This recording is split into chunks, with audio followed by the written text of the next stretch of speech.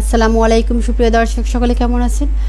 আলহামদুলিল্লাহ, আমিও ভালো আছি। প্রতিদিনের মতো আসমা সিম্পল ব্লগ থেকে হাজির হয়ে গেলাম। প্রতিদিন তো রান্না করতে ইচ্ছে করে না, মাঝে মাঝে মনে চায় যে বাইরে খাই, বাইরের খাবার খাই। একঘেয়েমি রান্না বান্না আর কি বলেন।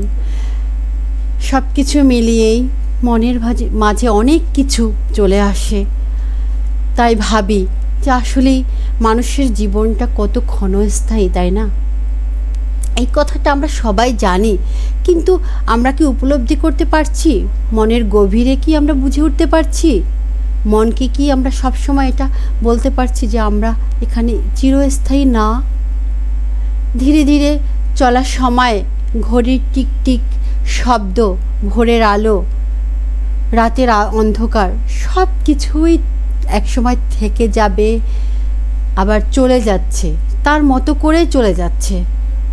আমরা একসময় থাকবো না। দিন যাবে, মাস যায়, বছর পার হয়ে যায়, আমরা দৌড়াচ্ছি সাফল্যের পিছনে, টাকার পেছনে, স্বপ্নের পিছনে, কিন্তু থেমে তো তাকাই না পাশে থাকা মানুষগুলো কেমন আছে একবারও কি ভাবছি?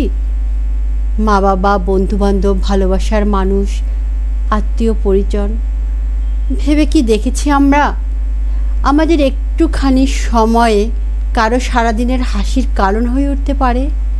তবুও তো আমরা ব্যস্ত। হয়তো মনে করি সময় আছে, একটু পরে সময় দেব, কদিন পরে সময় দেব, এই তা তোমাদেরকে নিয়ে ঘুরবো, কিছুদিন পরে ঘুরবো, টাকা আসুক। কিন্তু সময়টা তো চলে যাচ্ছে। যে বয়সটা, যে সময়টা, যখন যে চাহিদা, সেটা কি থেমে থাকছে? থাকছে না। যে সম্পর্ক জড়িয়ে থাকা যায়, সে সম্পর্কগুলোকে আমরা মূল্যায়ন করি না। চলে গেলে তখন ভাবি, আহা যদি থাকতো, যদি পেতাম, তাহলে বুঝি কত কি করতাম।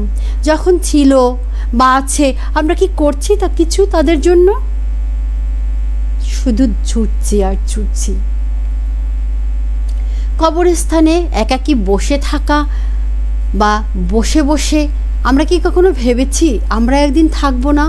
কিংবা যাদের ভালোবাসি তারাও হয়তো চলে যাবে। তখন শুধু থেকে যাবে স্মৃতি, কিছু ছবি আর হৃদয়ের গহীনে না বলা কিছু কথা। আমি আজকের মনে মনে ভাবছি, বলতে পারেন আত্মোপলব্ধি আমার। আচ্ছা, আমরা যাকে ভালোবাসি তাকে কি কখনো বলেছি যে আমি তোমাকে ভালোবাসি, বা আপনাকে ভালোবাসি, তোকে ভালোবাসি? আমার যদি ভুল ত্রুটি হয়ে যায় ক্ষমা করে দিয়েন। জড়িয়ে ধরে কি আমরা কখনো বলছি যাকে জড়িয়ে ধরা যায়?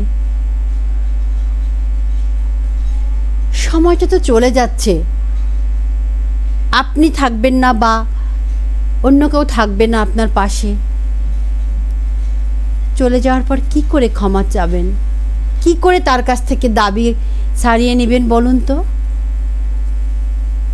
পাশে থাকা মানুষ বা আশেপাশে থাকা লোকজন, আত্মীয় পরিজন হতে পারে, পরিবারের লোকজন হতে পারে, পাড়া প্রতিবেশী হতে পারে, চলার পথের লোকজন হতে পারে, যে কেউ হতে পারে।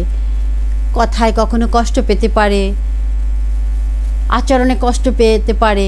কখনো কি বলা হয়েছে যে আসলে আমার ভুল হয়ে গেছে, বা আমি যে আপনার সাথে, তোমার সাথে, তোর সাথে কথা বলেছি, আমার যদি কোনো ভুল হয়ে যায় ক্ষমা করে দিয়েন?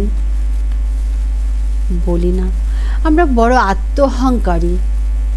আমরা শুধু আমাদের নিজেদেরকে নিয়েই ভাবি বেশিরভাগ সময়, কিন্তু আমাদের পাশের লোকগুলোকে নিয়ে কখনো ভাবি না। মানুষকে ঠকানোটা আমাদের একটা চরিত্র, মানে একটা অভ্যাসে পরিণত হয়েছে। এটা একটা চারিত্রিক গুণ বলা চলে, বৈশিষ্ট্য। গুণ বললে তো মানে ভালো গুণ, খারাপ গুণ দুটোকে বোঝায়। আসলে আমি বলবো যে মানুষকে ঠকানো, সে যেভাবেই হোক, যে করে হোক ঠকানো, সে হোক সম্পত্তি নিয়ে ঠকানো, সে হোক কথা দিয়ে ঠকানো, কাজ দিয়ে ঠকানো, বা কোনো আচরণ দিয়ে ঠকানো। কেন ভাই বোন এভাবে কেন করতে হবে? কি হিসাবটা দিবেন বলতে পারেন? বা আমরা দিব ভেবেছি আমরা কখনো? ভাবিনি। তাই আজ থেকে একটু ভাবুন না, এই ক্ষণস্থায়ী বা ক্ষণগুলোকেই, এই সময়গুলোকে সুন্দর করে দায়িত্ব কিন্তু আমাদের সকলের। আজ থেকেই শুরু হয়ে যাক না একটু ভালোবাসা, একটু যত্ন, একটু মনোযোগ। সবাই ভালো থাকবেন, সবাইকে নিয়ে ভালোবেসে ভালো থাকবেন। সবাইকে ভালোবাসা দিন, আপনিও ভালোবাসা পান, আমিও পাই, আমিও দেই। ভালোবাসায় ভালোবাসায় ভরে যাক সবার জীবন। ভালো থাকবেন, ভালো লাগলে লাইক কমেন্ট করবেন, চ্যানেলটা সাবস্ক্রাইব করবেন, ফেসবুক পেজ থেকে যারা দেখছেন তারা ফলো দিয়ে লাইক কমেন্ট করবেন। ধন্যবাদ সকলকে, সকলের জন্য আমার অনেক ভালোবাসা। আসসালামু আলাইকুম।